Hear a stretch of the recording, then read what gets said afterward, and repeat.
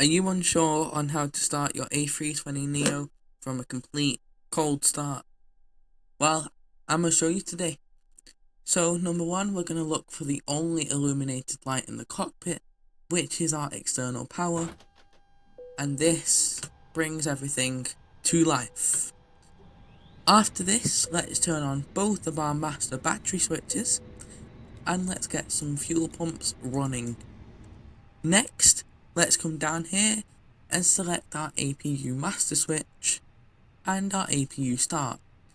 We need this because the engines rely on the compressed air to spin and actually start. Next, let's come up to the very back part of the overhead panel and switch these one slot to the right hand side, and this will begin aligning all of our instruments. The next thing I like to do is optional, however I just think it adds a lot more realism. I just like to turn the brightness. It's not necessary, but I just think it adds a lot more realism. Next, let's come down here and there is a switch just behind the engine on off switches. Let's flick that one place to the right side to ignition start. There are three switches here. There is crank, normal, and ignition start. Let's keep it in ignition start while we start the engines. So the APU now reads available, which means now we can use its compressed air to start the engines. So let's come up here into the middle part of the overhead panel and select APU bleed and flick that on.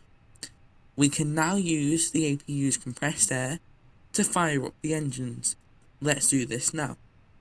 Let's come down here and flick the engine master switches on, and as we can see in this panel, the engines are now starting to come to life.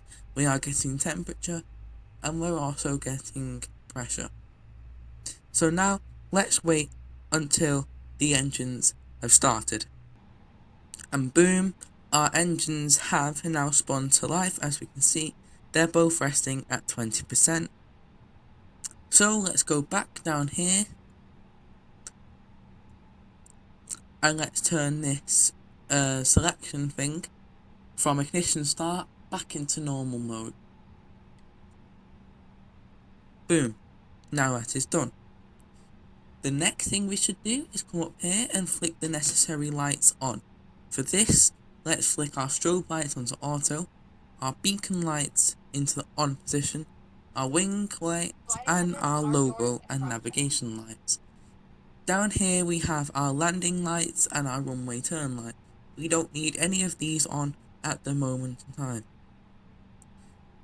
You can flick this into taxi if you would like to, which I will do. And now that we no longer need it, we can flick off APU bleed, and as we see, our engines will not turn off because of this. Let's also, next to our APU starter switch, we have our seatbelt and our no smoking.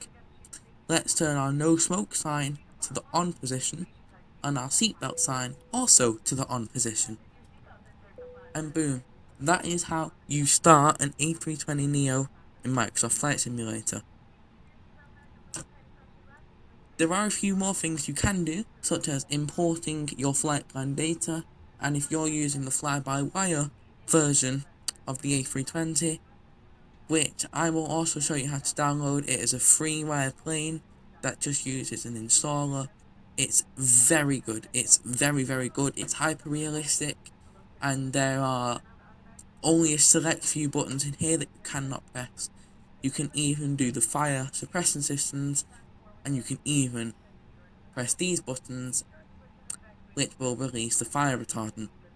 Unlike Microsoft Flight Simulator, where half the buttons back here refuse to work, almost every button here, even these buttons here that would never normally work, they do work with this version of the A320. If you're using the fly-by-wire edition of the A320neo, I would highly recommend going to SimBrief and curating a flight plan there. Note that to do this, you must sign in with a SimBrief account. In my next video, I will explain how you can do this, how you can import your SimBrief data, and how we can code it into our aircraft so that we have a map we can actually follow instead of a blank screen. That is all for today's video. Please consider subscribing, and I will see you next time.